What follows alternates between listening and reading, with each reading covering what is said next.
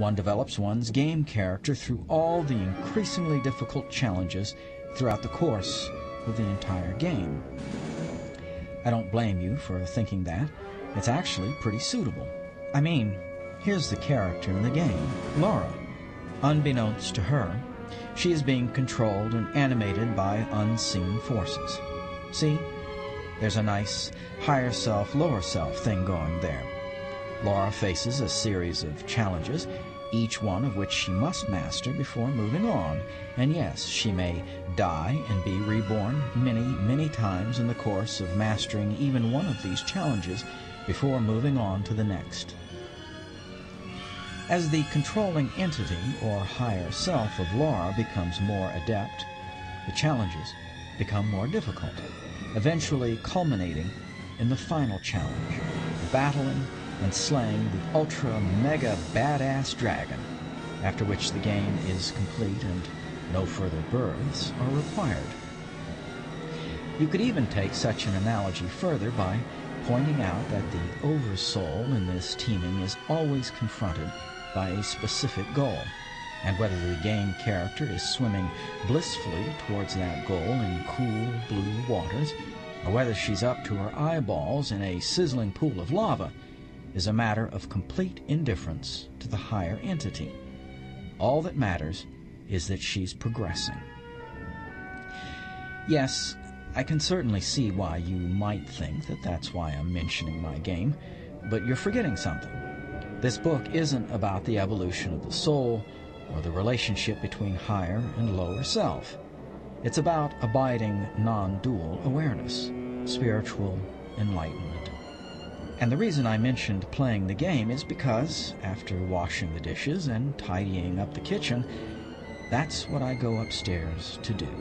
Chris comes in and takes the adjacent seat and, with not the slightest hint of compassion for my female heroine's plight, begins to lecture me on the nature of illusion and the horrors perpetrated by the demonic ego.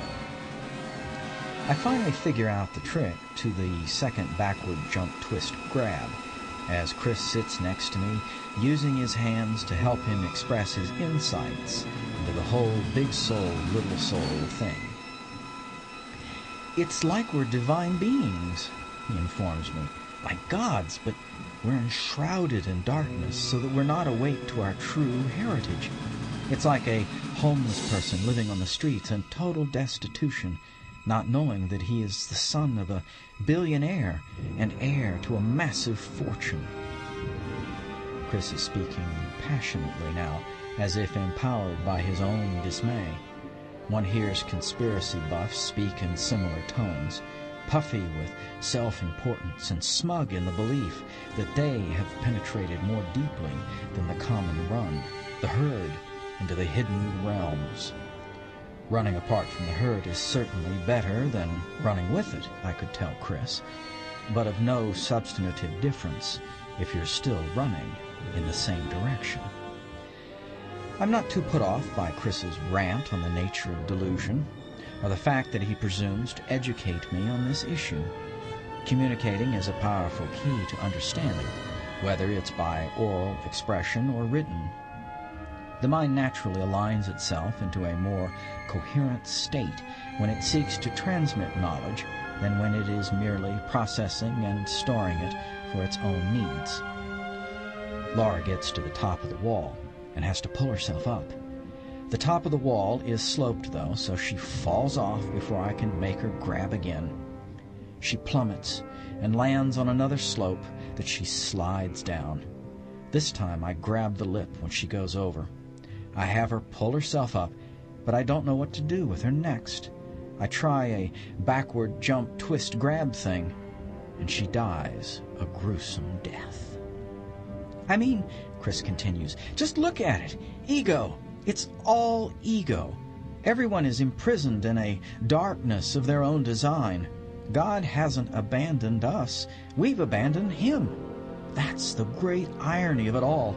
Of all the suffering, of all the human misery, it's all so unnecessary. It's all self-inflicted. Maharishi Mahesh Yogi says, "Go and tell the world no one has the right to suffer anymore. And this is exactly what he means. Wake up! That's all you have to do. Wake up and all the pain and suffering instantly disappears. There's a major Maharishi enclave about an hour south of us here in unlikely Iowa, complete with university and a meditating community, not all of whom, judging from the ones who make it to us, are entirely enamored of the TM movement.